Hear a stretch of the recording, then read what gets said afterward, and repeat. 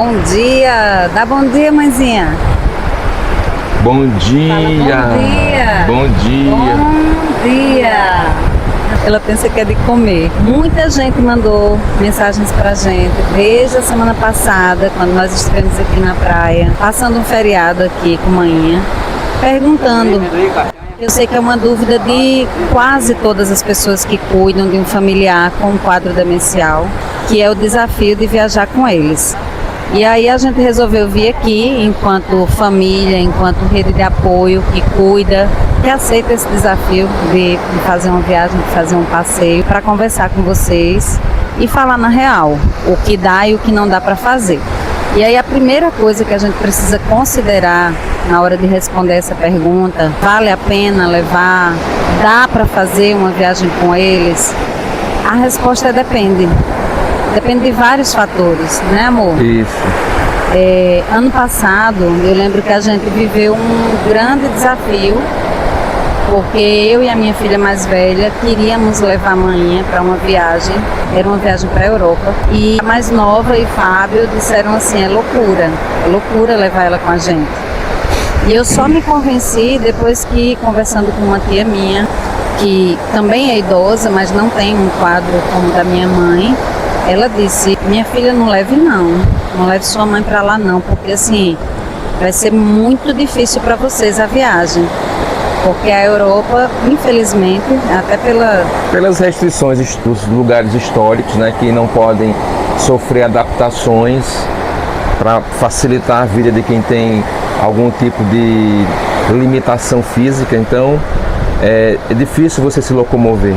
E além do mais, imagine uma viagem de 8, 10 horas dentro de um avião apertado para uma pessoa que tem uma limitação física, né? E sensorial também.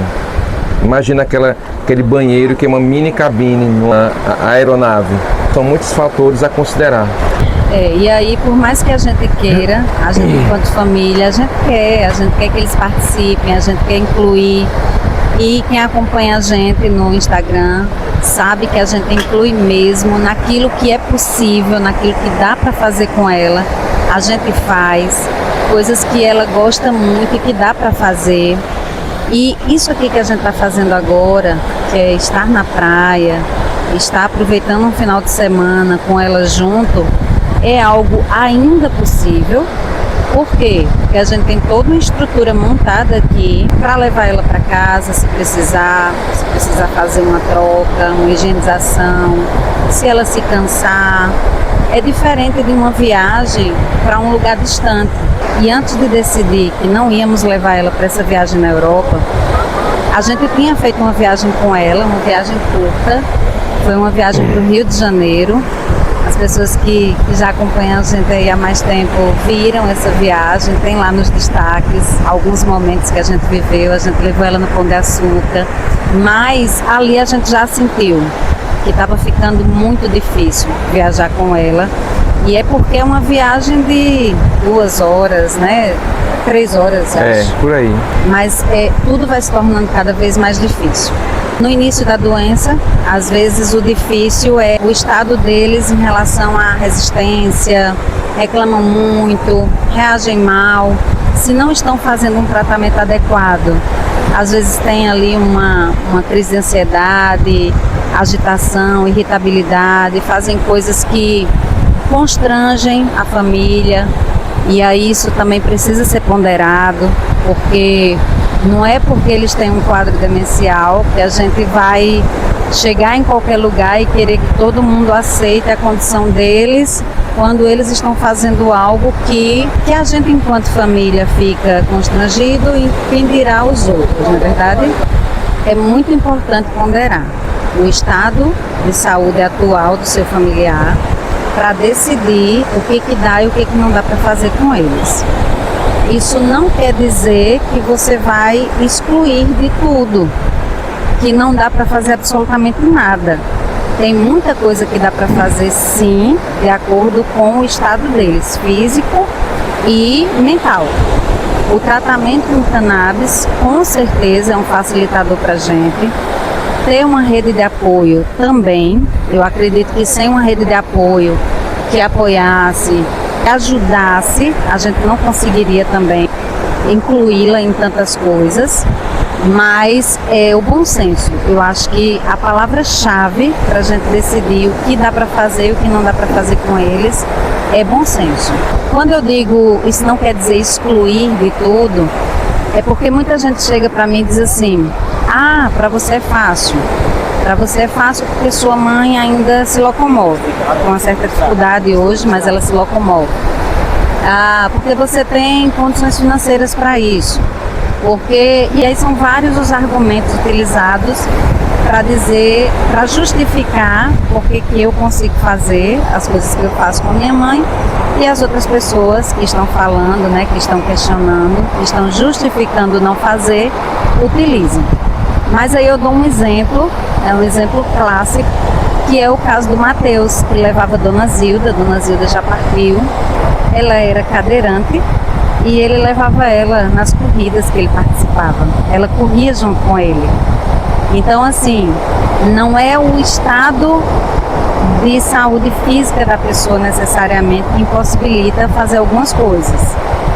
Já viajar de avião com ela seria um grande desafio para ele, porque, como o Fábio disse, desde o acesso à aeronave até a utilização de um banheiro, é tudo muito complicado com uma pessoa que tem dificuldade de locomoção.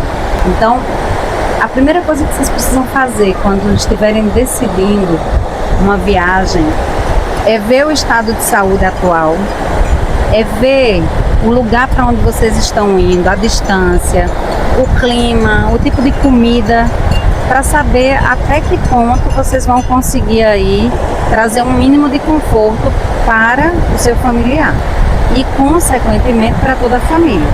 Porque não adianta também a gente querer satisfazer um desejo que muitas vezes é nosso e não deles e levá-los numa viagem que vai ser desconfortável, que vai ser frustrante e que vai trazer, ao invés de momentos bons, momentos para serem memoráveis, pelo menos para a família que está acompanhando ali, vai se tornar algo bem desagradável e só vai trazer mal-estar. Eles podem, inclusive, num momento como esse, ficarem ainda mais agitados, irritados, com medo. A gente chegou nesse apartamento aqui na praia e, como a maioria dos lugares, né, que não tem um idoso com dificuldade de locomoção, o apartamento não é adaptado, o banheiro não é adaptado. Ela ficou muito confusa, foi difícil a primeira noite para dormir, foi difícil para ela conseguir se orientar espacialmente. Tudo isso precisa ser ponderado.